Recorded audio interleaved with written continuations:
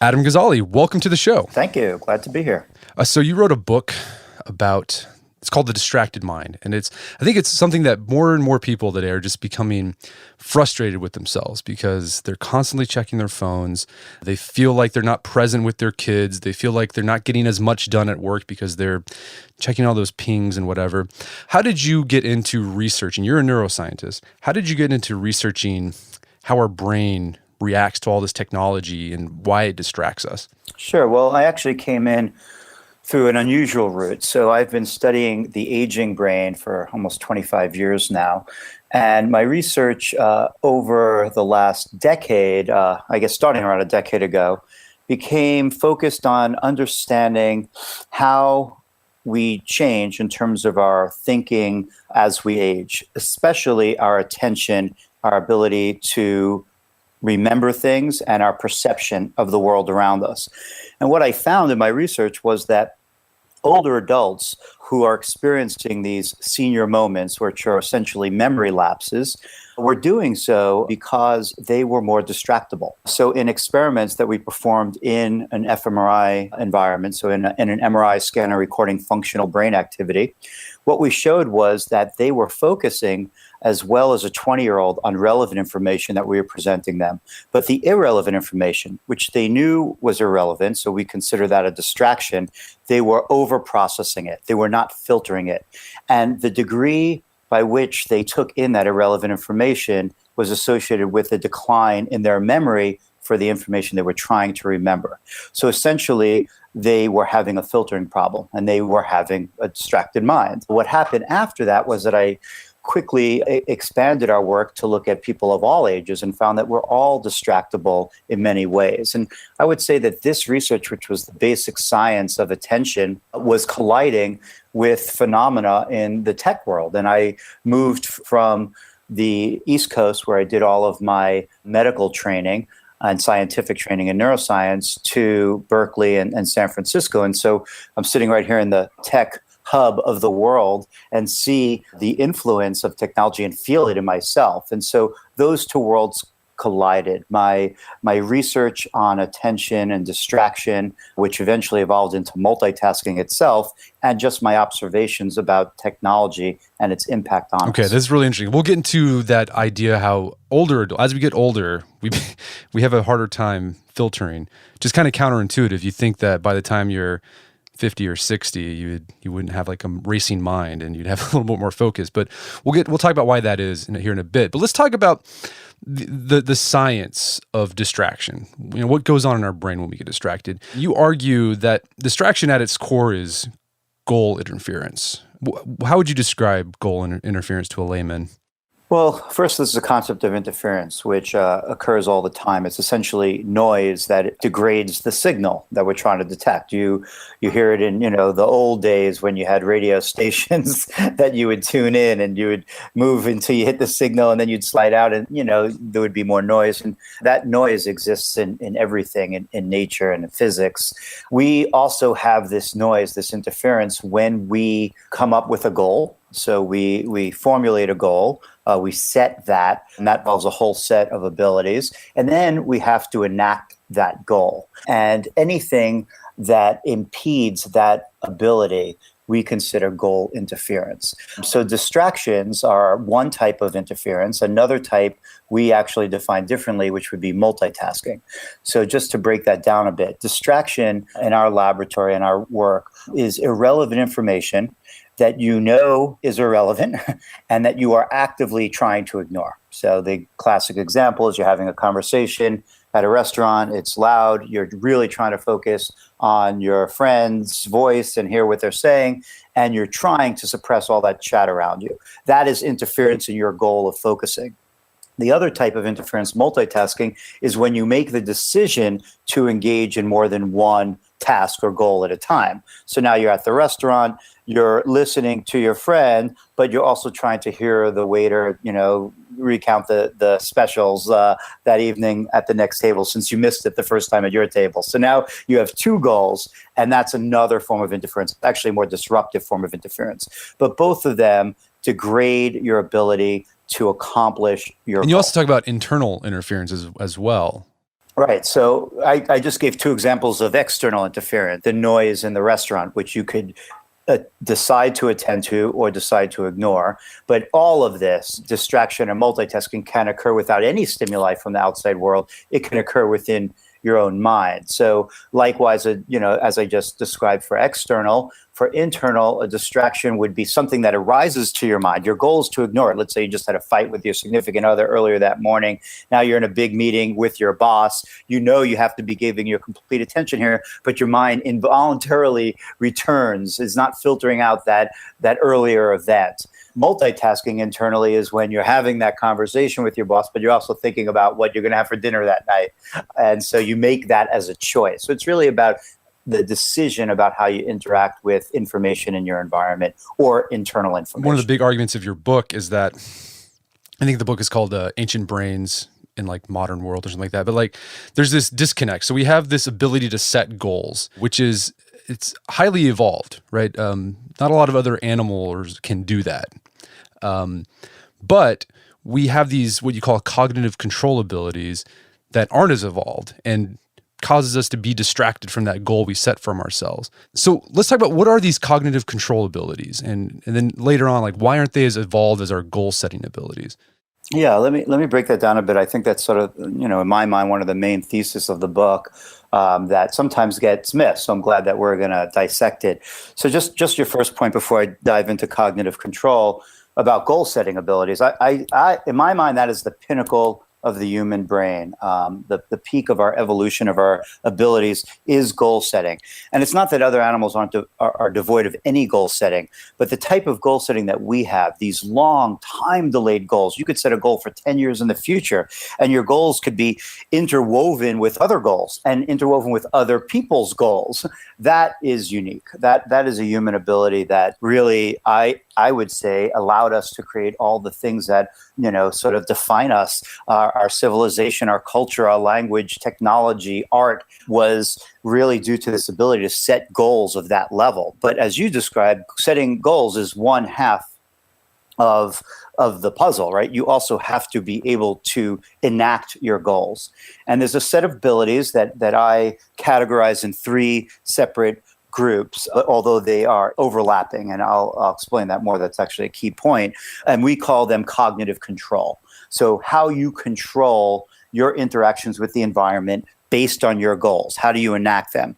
And there would be three different categories: attention, working memory, we define as goal management.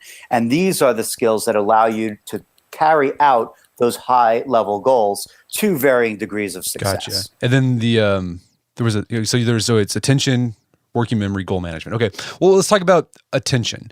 I think people think they know what attention is. And I think usually the way they define it is, I'm focused on just this one thing. I'm paying attention to this one thing. But as you mentioned earlier, an important part of attention is ignoring things that you don't want to pay attention. That actually requires work. So what goes on in our brain when we're trying to pay attention while simultaneously trying to ignore not pertinent information?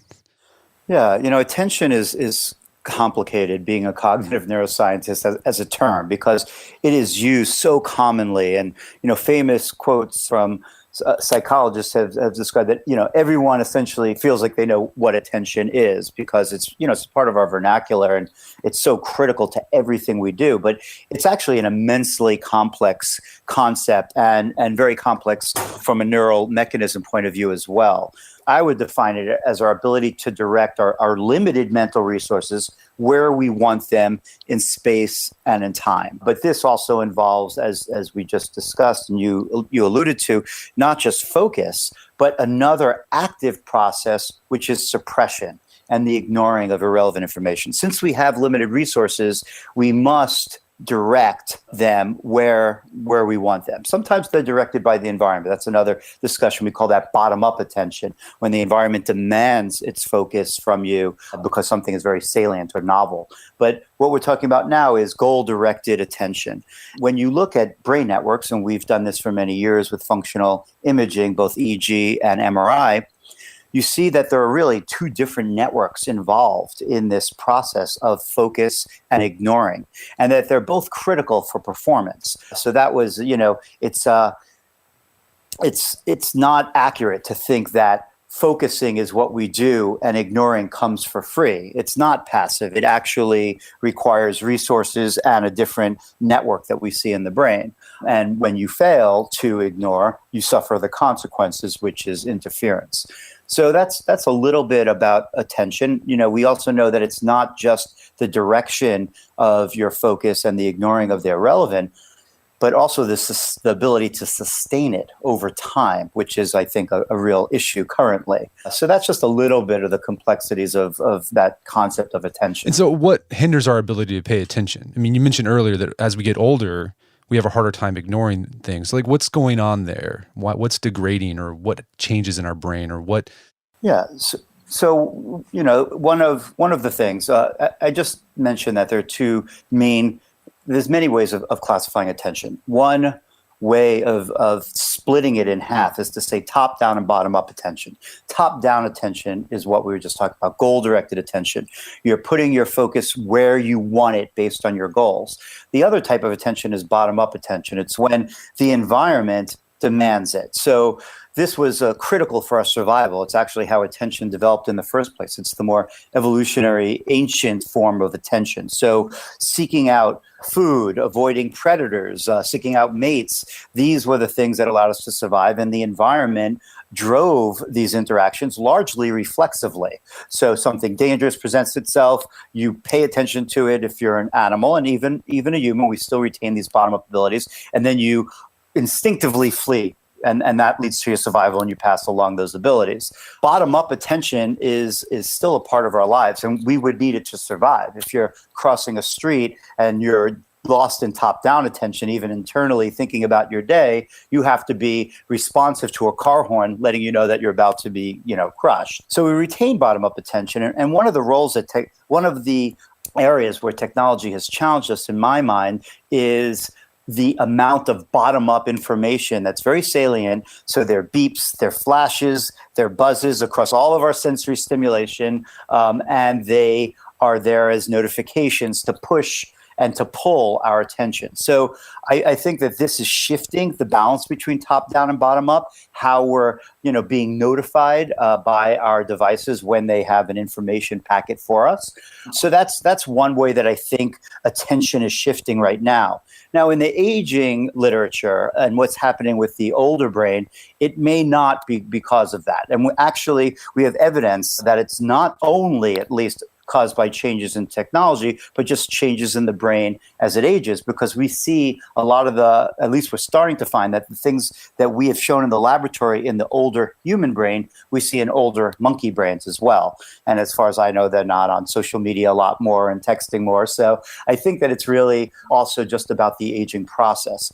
And what occurs is that the neural network that's engaged when irrelevant information is presented is not as robustly activated, and that stimuli around you that should be suppressed below what we consider, just a flat baseline, is getting through, and it's being overprocessed, and then it degrades the quality of the information that's relevant or your goals that are relevant. It's kind of depressing. Well, maybe we can talk about, besides, researching how technology makes us more distracted, you also do research on how technology can help us focus more. Maybe we can talk about, there's some of the things we can do to counteract our aging brain and its ability to pay attention. Yeah, that was a great pivot. And that was like basically my life pivot, I would say. So what happened in my career is that what I just told you, where you said that's kind of depressing, I was out in the world giving lectures in the mid-2000s, maybe let's say 2005, 2006, and especially speaking to the public, older adults, about the distracted mind and the change in attention and filtering, and also the degradation that older adults experience, even more so when they multitask. And I started realizing that conversation, while interesting for an academic audience who was very curious about how we, solve that problem with fMRI and all of the details of neural networks, to an audience of people that are actually experiencing that issue, it's a completely unsatisfying talk and depressing. And I didn't want to spend the rest of my life sort of reporting the bad news. So just like you pivoted into how we could positively use technology, that's exactly the stimulus that led me to ask my laboratory at UCSF and myself, can we use technology to accomplish the reverse? Instead of having it degrade our attention and our cognitive control abilities, can we think about developing it in such a way that we can enhance those abilities? And so in 2008, I was really trying to figure out where we were going to go with that concept that I just described to you. And I had the idea that we had two pathways. One is the traditional approach that neurologists like myself tend to go for immediately, which is pharmaceuticals, so small molecules. And we use drugs to do this all the time, or to try to do it. We do it for ADHD. We do it for Alzheimer's disease. There are pharmaceuticals out there that have some impact on attention abilities and cognition. And we actually tried a study with one of them. It's called Aricept, that's used to treat Alzheimer's disease. And in older adults, healthy older adults, to see if we could help them suppress better. And we had some modest effects and got a paper out of it, but it wasn't really what I was looking for. And so I struck upon this idea of, instead of using molecules, to use an experience. We know that experience drives our brain's plasticity. It's the very basis of all learning. It's a non-contentious point amongst neuroscientists. It's why education exists in the format that we employ it right now. It's why therapy exists. But the problems with those other forms of experiential, interventions or treatments like education and therapy is that they're not always reproducibly delivered. So you have better therapists or teachers and worse. And so you can't have the same dosage all the time with the same potency like you would with a drug. So the idea was to use technology to deliver an experience in a way that's reproducible and targeted and, consistent in that manner. And the way I came up with doing that was through the creation of a video game. And so in 2008, I reached out to friends of mine that worked at LucasArts, particularly a friend, Matt Omernick, who was running a massive game team building the Star Wars game Force Unleashed. And I asked if they would help us build a game that I designed, that they helped then develop, called NeuroRacer. A NeuroRacer is a multitasking game. So on the goal management part of that triad, the idea was to challenge older adults, healthy older adults, in a closed loop system such that they are constantly being tasked to multitask at a higher and higher level. And the goal was not to make them better at texting and driving, but rather to see if we can engender an improvement in the other cognitive control abilities of attention and working memory, which we know are mechanistically related to multitasking. So they use common brain networks with the prefrontal cortex. And to make a long story short, 3 years later, after a big multiple research experiments, we found that hypothesis was well-founded, and essentially the older adults, which were 60 to 80-year-olds in our study, improved their ability to sustain their attention and their working memory, even in the setting of distraction and multitasking, although none of those things were directly part of the training game itself. And so that was the beginning of a long pathway for us. My lab became a center called Neuroscape. I started a company called the Keeley, which is now taking that game to the next level and bringing it into FDA trials to see if it can be approved as a medical device to treat many different conditions. And, the flip side of the whole story that we started today was that, yes, we have a distracted mind. Yes, technology has created a challenge for us. It hasn't made this conflict between goal setting and goal enactment. That's always existed, but it's certainly aggravated it.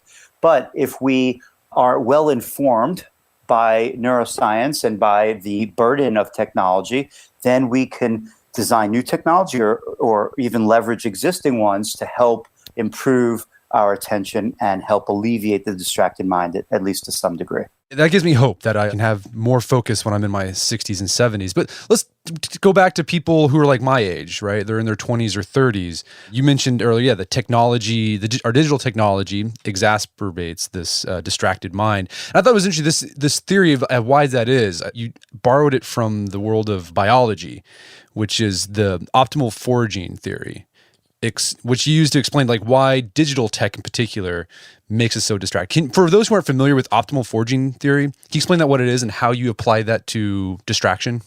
Sure. So what we've been talking about is why we are so sensitive to interference, which would happen if technology was there or not. And I think it's obvious, but technology, because of its the access to information that it has offered us, challenges us, and people could just in their own experience relate to that concept.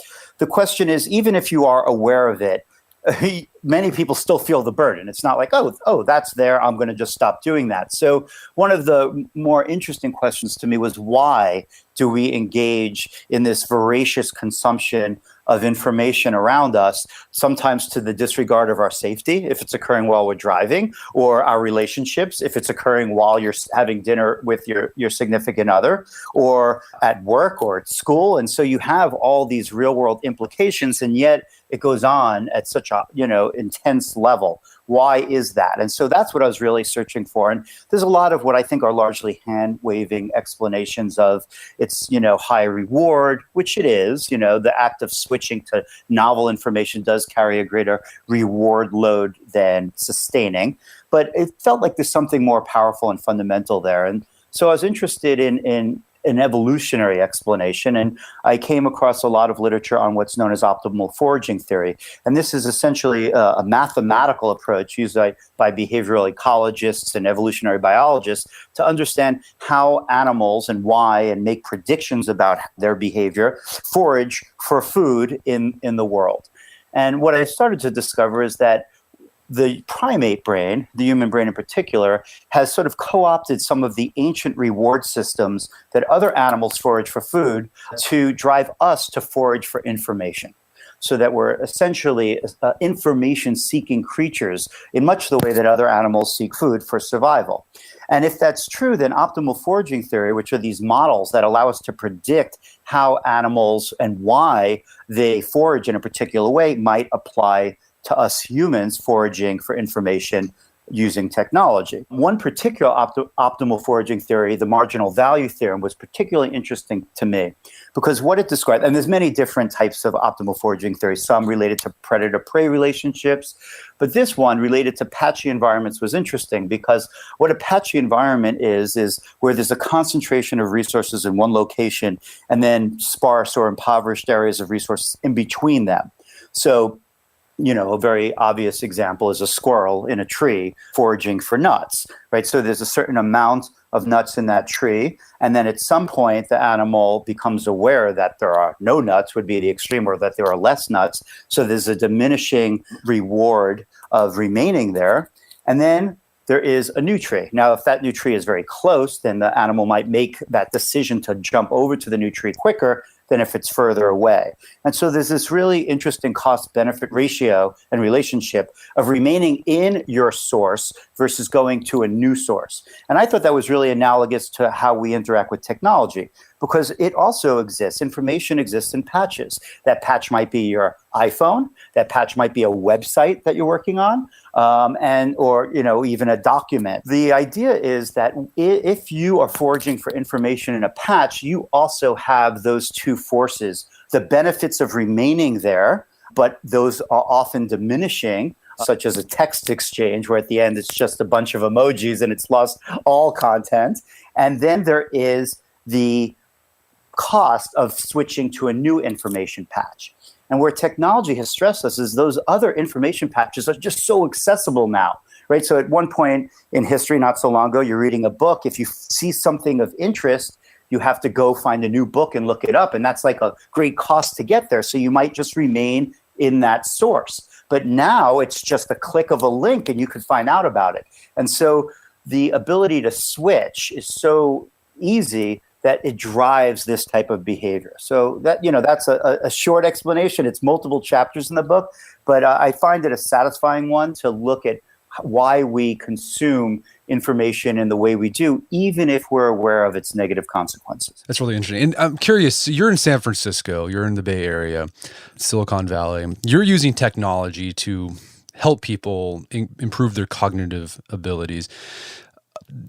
Are technology companies and app developers, are they aware of how the brain works and taking advantage of it so that we actually use their stuff more? Well, I don't know that for sure. I mean, there are strong statements about that, and retorts that that's not the case. I don't have inside knowledge of that.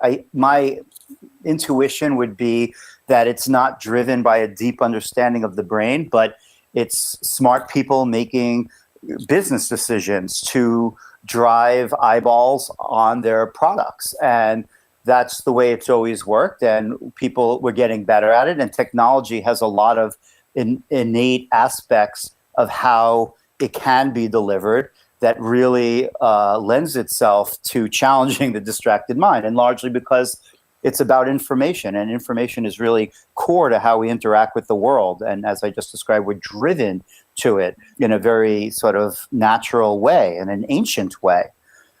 So, I would suspect that those decisions are not made based on this, but I do think that a growing awareness, and that is what I see in my interactions with many tech leaders in San Francisco, a growing awareness of this as an issue is dawning now. And what I hope is that this is a pivot point in the evolution of our technology where we recognize strengths and weaknesses of our brain and the opportunity and challenges of technology, and we design in a way that is trying to help, at the very least, at the most, enhance what makes us human, at the least, not degrade it, not detract from it. And I think that should be a part of every development plan. Of course, profit is the bottom line. I understand that. I started a business myself, but it doesn't mean that we should not at least have the conversation about the possible negative consequences of technology we create. Going back to this idea of the optimal foraging theory, you talk about this, and I've read this in other places. One of the things that makes digital technology particularly addictive, quote unquote, is that it's random, right? You can check sometimes and it's nothing, but sometimes you check and it's like, oh, I got this cool email. How does that fit into the optimal foraging theory? Well, I think that in a fundamental way, it is what drives the reward cycle in the first place. So it's like, it's not the details that I was describing of why do you remain versus why you leave in my mind, but it is like the underlying engine. It is that reward system constructed to drive our ancient ancestors to stay alive. To be able to explore your environment versus exploiting where you are is this really very fine balance that is fascinating from many different aspects of behavior and neuroscience. And then when it comes to humans in real world and economics, and it impacts pretty much every field, we know that novelty and that randomness, is our sources of reward. So I would say that sits underneath what we're talking about here, which is this understanding of why we stay or switch. But those are the things that drive that process, which could be staying or leaving from a very fundamental level. So do you have any advice based on your research for people who they feel like they're not in control of their technology, right? They've become the tools of their tools. Who's that? Emerson or Thoreau said that? I don't remember. Yeah, I would say that's sort of the basic point of the whole book. In the end, is what I simply say: take control. It's not about abandoning technology. It's not about it being good or bad, or multitasking being good or bad. It's just about making informed decisions based on an understanding of your brain, an understanding of technology, and understanding of behavior that allows you to make better informed decisions so that you can take control over how you use tech and live healthier. That's how I at least personally try to engage in the world. And I wouldn't claim to be a self-help guru. I'm a neuroscientist, but I want to live a good life myself. And so that's how I think about it, is having control over how you use tech.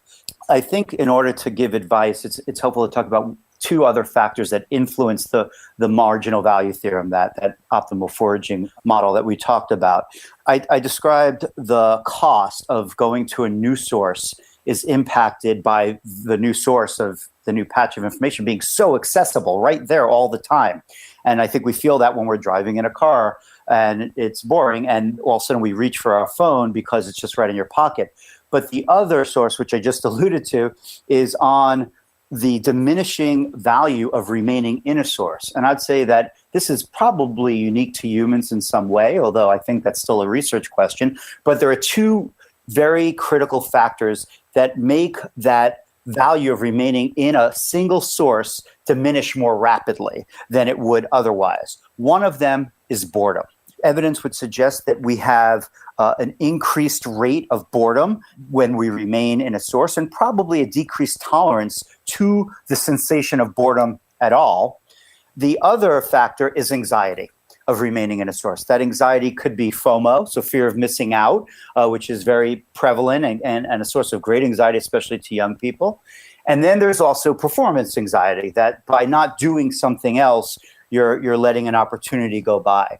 And so boredom and anxiety accumulate quite rapidly when we're sustaining our attention. And that makes the value of remaining in a source diminish that much more rapidly than it would otherwise.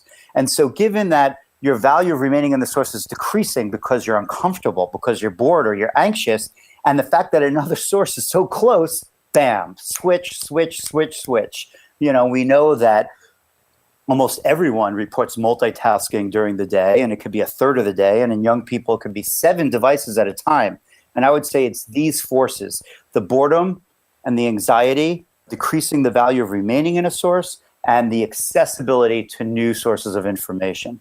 And so if I'm giving advice, and I like to work off of a model, not just to throw out good or bad ideas. And if you take that model and that's understandable and it's validated, and it certainly needs work being further validated. But if so, then you know the levers that you can push on. The first would be on the accessibility side, decrease accessibility. When you're working on something that's really critical, that demands high quality, that has your name associated with it, not necessarily everything, but certainly those things, decrease accessibility. Quit your email program, close your door, use only one tab, lots of ways of limiting that very easy access to other information. On the other side, it's learning how to manage boredom and anxiety of doing one thing at a time. And the way I look at it is that that's not something that you could just develop in one instant because you made a decision. It actually takes training and practice. And so if you are going to sit down to do one thing, like write a paper that's really important, an article, I would say put an hour aside to do that and nothing else, but then take breaks. Don't try to do the entire hour. Most people will not be able to do that in my experience of interacting with many who I've given this advice to, but rather do it in 5-minute intervals and take a break after 5 minutes. And this will help with the boredom and anxiety. But the key thing is not to take a tech break, not to go on social media or to open your email program, because that just creates these sort of iterative loops and these sinkholes that pull you further away from accomplishing that goal of doing one thing in an hour. Rather, do some light exercise, close your eyes, do some mindfulness, meditation, expose yourself to nature if that's possible. And then, set that for a short period of time and then get right back into it. And over time, you'll find that you could work for longer periods before having to take these types of breaks. So that's some of the advice, or at least advice that I've given myself. That's awesome. What's helped me too is coming to the realization that those other information patches that are out there, they're boring too. Totally. like Twitter, I used to be big on Twitter, but then I realized it's the same, I'm going to see the exact same thing every time I get on there. It's not going to really change. Yeah. So I have no desire to, I have no desire to make the switch, because I know that the information isn't all that useful or interesting. Yeah. And that's the last piece that I didn't talk about, but I'm glad you alluded to. We call it metacognition. And it's really this awareness, awareness of your limitations in your ability to focus your attention, your working memory, the cost that comes with switching, the degraded performance that you're almost undoubtedly going to be achieving if you switch and come back. And then, of course, the awareness of what technology has to offer, and that what's waiting over there is not so much better over here.